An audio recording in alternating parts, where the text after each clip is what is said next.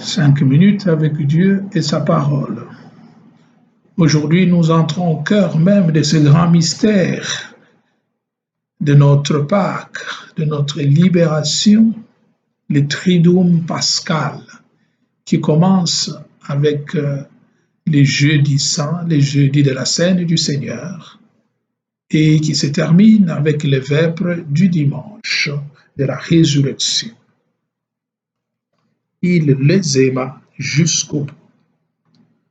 Avant la fête de la Pâque, sachant que l'heure était venue pour lui de passer de ce monde à son Père, Jésus ayant aimé les siens qui étaient dans le monde, les aima jusqu'au bout. Bien-aimés dans le Seigneur, Shalom. Nous voici donc de plein pied au cœur de ce mystère que nous attendions, ce mystère de notre libération et de notre Pâque, qui commence avec cette grande solennité, ce repas d'adieu, ce repas que le Christ a institué comme mémorial de sa présence omniprésente au milieu de nous. Bien-aimés dans le Seigneur, Shalom. Aujourd'hui commence donc le Triduum pascal,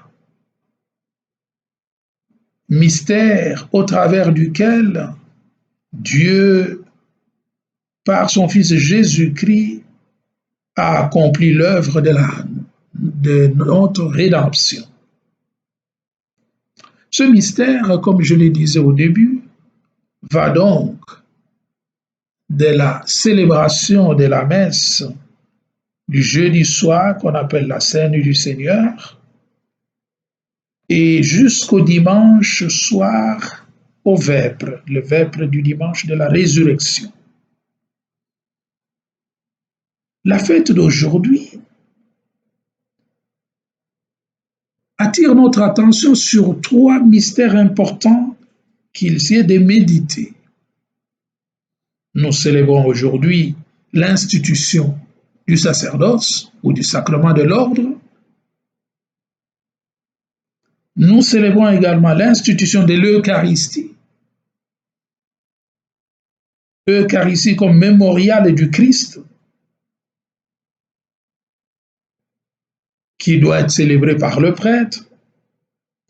Et le 3e mystère que nous célébrons au cours de cette fête est le testament de Jésus, appelé communément le commandement nouveau que Jésus a laissé en guise de testament à ses disciples, à savoir l'amour que nous devons nous témoigner les uns envers les autres.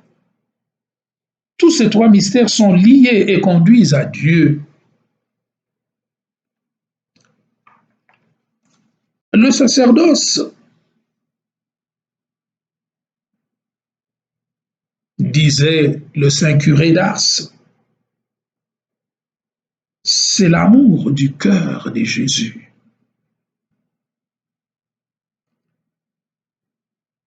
Je suis plein de gratitude et de considération et de reconnaissance pour ce don reçu gratuitement. Ce n'est pas un mérite. Un mérite de ma part. Ce n'est pas une mérite de ma part, mais c'est une grâce. Et le saint curé d'Ars, pour montrer la gratuité et la grandeur de ce sacrement, disait: oh, quelle grande chose que le sacerdoce! On le comprendra bien qu'une fois au ciel.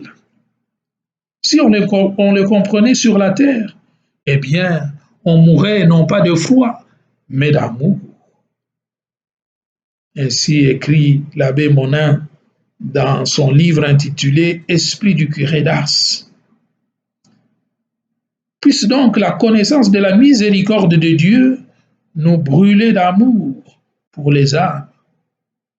Aujourd'hui, priez pour nous, prêtres de notre paroisse Sacré-Cœur de Jésus, les curés Don Giorgio Pissarro, et moi, votre humble serviteur, l'abbé Albert Ngunga. Priez pour nous pour que nous puissions brûler en nous de cet amour qui nous aidera à vous être utile en tout temps et en toutes circonstances. Et demandons au Saint Curé d'Ars, Saint Jean-Marie Vianney, notre modèle et notre patron, de nous montrer, comme il avait montré au petit pasteur d'Ars, le chemin du ciel. Car s'il nous montre le chemin du ciel, eh bien nous allons aussi vous le montrer.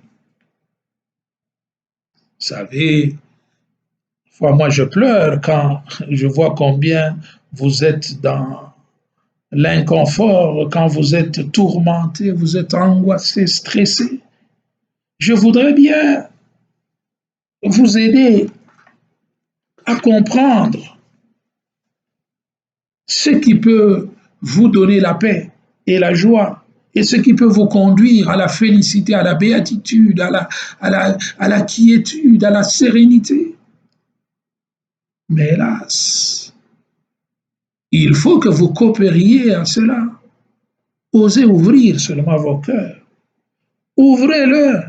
Ouvrez donc les portes au Rédempteur, comme dit le psaume 23. Ouvrez les portes au Seigneur pour qu'il entre le roi de gloire. Qui est ce roi de gloire? C'est lui, lorsqu'il aura pris sa demeure en vous, vous aurez la paix et la joie et la sérénité que nul ne peut vous ravir. Et ça, c'est la grandeur du sacerdoce. Amener les âmes à Christ et leur faire goûter cette félicité céleste à laquelle le Seigneur nous destine. Alors, pour pérenniser sa présence invisible au milieu de nous, Jésus a institué ce mémorial de sa passion, où, à travers le signe de la nourriture, du pain, de cette nourriture qui est le pain vivant descendu du ciel, il se donne à nous. Il se donne à nous pour une vie nouvelle. Cette Eucharistie qui est le pain des voyageurs, le pain de l'exode et la proclamation de la passion de Jésus jusqu'à son retour glorieux. Dans l'Eucharistie donc,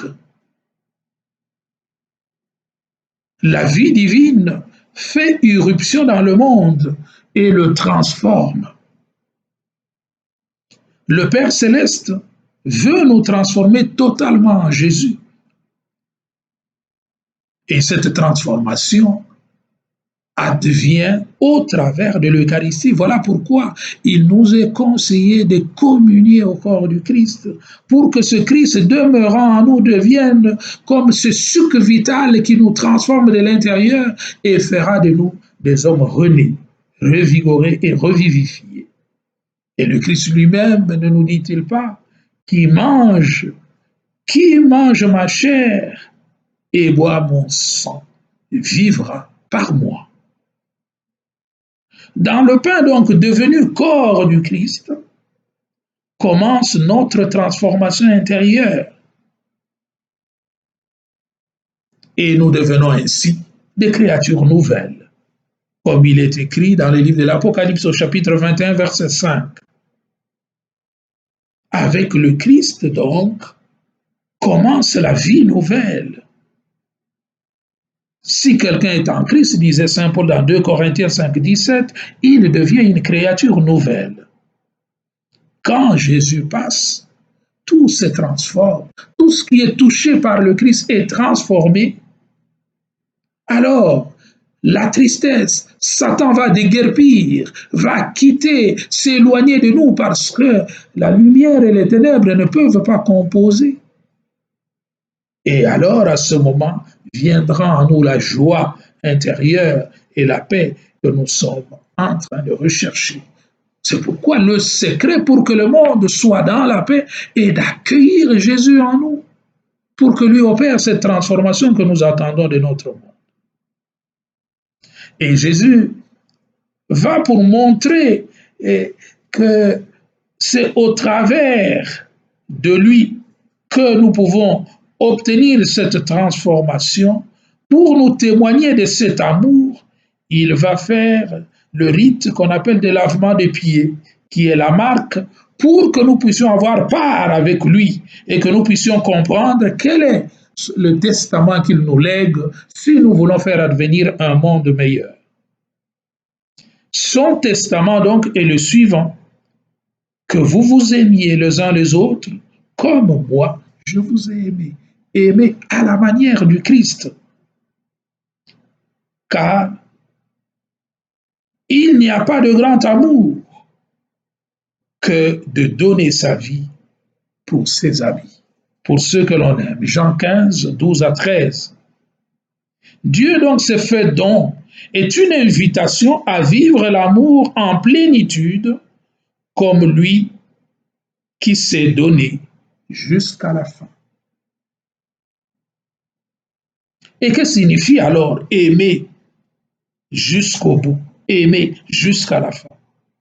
Aimer jusqu'à la fin signifie aimer sans trahison, aimer sans reniement, aimer sans abandonner l'autre, sans abandonner notre domicile pour aller ailleurs.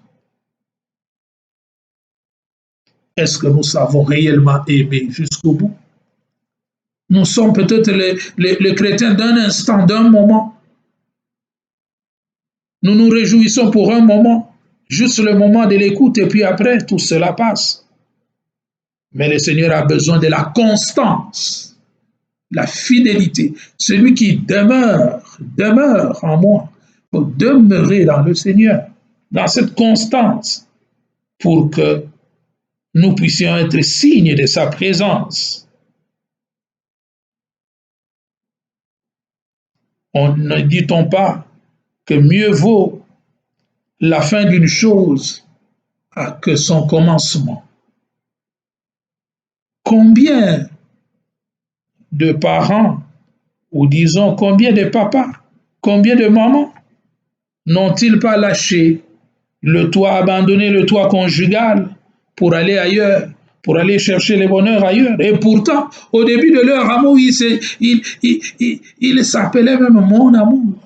Et qu'est devenu cet amour? Il s'est affadi, il a versé dans la tiédeur. Combien de mariés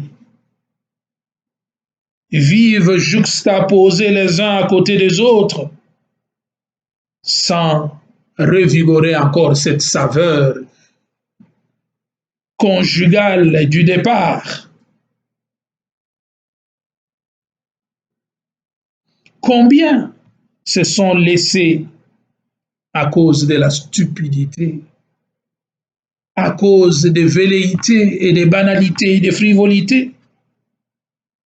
Combien de parents n'ont-ils pas abandonné leurs enfants pour rechercher de l'air ailleurs? Et la conséquence, nous la connaissons. Nous avons combien d'enfants de rue? Nous avons combien de SDF, de sans domicile fixe? Combien de disparités n'y a-t-il pas dans le monde? D'écart entre les hommes, entre les races, entre les nations. C'est cela aimer. Voilà ce qu'est l'amour de l'homme. L'amour d'un instant, pas l'amour en permanence. Jésus veut cet amour qui demeure parce qu'il est éternel et il nous appelle à l'éternité. Nous devons cesser d'être les hommes d'un instant pour devenir les hommes de toujours qui demeurent dans le Christ. C'est à cet amour qu'il nous appelle si nous voulons façonner un monde nouveau, un monde meilleur, un monde où il fera beau vivre, un monde où lui sera tout en tous. Célébrez donc la scène du Seigneur, c'est redécouvrir cet amour qui doit aller jusqu'à la fin, jusqu'au bout, afin que de cet amour jaillisse un monde nouveau. Demandons cette grâce et demandons au Seigneur de nous remplir de cette force de son esprit qui nous aidera à vivre de cette manière-là afin que son nom soit partout sanctifié. Fais que la force de ton amour, Seigneur, nous soutienne toute notre vie durant et nous rende prêts à servir les autres avec beaucoup d'humilité. Alors, ton nom sera partout sanctifié. Amen. Faisons notre invocation à la Mère de la Consolation pour que nous apprenions d'elle comment demeurer dans l'amour du Seigneur. Ô toi Notre-Dame, jette ton regard compatissant sur nous qui recourons à toi.